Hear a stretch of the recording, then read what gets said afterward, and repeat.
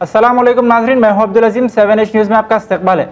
Malkajgiri excise police ने 2 अफराद को गिरफ्तार करते हुए उनके कब्जे से 135 किलो गांजा जब्त कर लिया है, जिनकी मालियत 13,50,000 बताई गई है।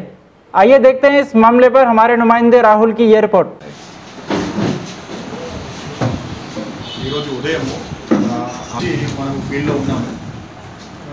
ఓల్డ్ సఫీల్గూడ ఎక్స్ రోడ్ దగ్గర దర్గా దగ్గర ఇట్లా పలానా వెహికల్స్ ఉన్నాయన్నట్టు మనకు విశ్వసనీయ సమాచారం వచ్చింది. దాంట్లో గాంజా తరలిస్తున్నారని. అయితే ఇక్కడ గమనించాల్సింది ఏంటంటే ఒక ఇండికా వెహికల్ ఉంది. ఆ ఇండికా వెహికల్ పైలట్ వెహికల్ అనమాట. సో ముందు ఎవరైనా పోలీసు ఉన్నారా, ఎవరైనా చెక్ చేస్తున్నారా అనేది చూసుకుంటున్నారు. సో ఎవరు లేరనుకుంటే వెనకాల వెహికల్ మూవ్ అవుతుంటుంది అనమాట. సో మనకి 2 వెహికల్ సమాచారం ఉంది.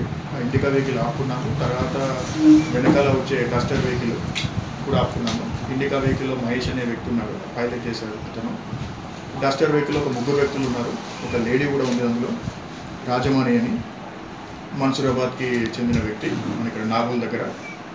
కార్తిక్ ఇతను మల్కాజ్గిరి నివాసియే. వీళ్ళు ఇద్దరు, తర్వాత మహేష్, మొత్తం ముగ్గురు అక్యూజ్డ్. ఒకరు పరారీలో ఉన్నారు. సో మొత్తము ఇక్కడ మనకు సీజ్ అయింది ఏంటంటే 135 కేజీలు, 9 బ్యాగ్స్లలో 135 కేజీలు ఉన్నాయి. ఒక బ్యాగ్లో 15 కేజీలు. వీటి విలువ వచ్చేసి మార్కెట్ విలువ 16,20,000 వరకు ఉంటుందని చెప్తున్నాను. డ్రై గాంజా అండి, ఇది హై క్వాలిటీ డ్రై గాంజా. మనకున్న ఇన్ఫర్మేషన్ ప్రకారం ఏంటంటే ఇది పాడేరు నుంచి వస్తుందండి, వైజాగ్ పాడేరు నుంచి తీసుకొస్తుంది. ఇక్కడ ఓల్డ్ సఫీల్గూడ వైపు ఎందుకు వచ్చేసారు అంటే ఓల్డ్ సఫీల్గూడలో బేసికల్గా ఇక్కడ కార్తిక్ అనే వ్యక్తి ఉన్నాడు, మల్కాజ్గిరికి సంబంధించిన అతను. మేబీ ఆగి అక్కడి నుంచి వెళ్దామనే ఆలోచనలో ఉన్నాడు.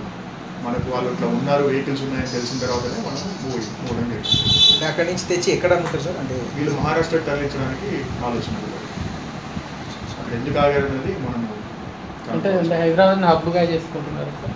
హైదరాబాద్ని హబ్ అంటే హైదరాబాద్ని ట్రాన్సిట్ రోడ్ వెళ్తూ ఉంటారు, హైదరాబాద్ దాటేసి మహారాష్ట్ర వెళ్తారు. కానీ ఇక్కడ కార్తిక్ అనే వ్యక్తి ఉండడంతో మేబీ మల్కాజ్గిరిలో వాళ్ళ ఇంటి దగ్గర ఆగుతారు. ఇన్ఫర్మేషన్ ఉందండి, క్లియర్ కట్ ఇన్ఫర్మేషన్ ఉంది. ఇన్ఫర్మేషన్ బేసిస్ మీద మనము చెక్ చేయడం జరిగింది. ఇంకొక వ్యక్తి మధ్యలోనే దిగిపోయాడని మనకు తెలిసింది. అతని వివరాలు ఇంకా మనకు ముగ్గురు దొరికారు.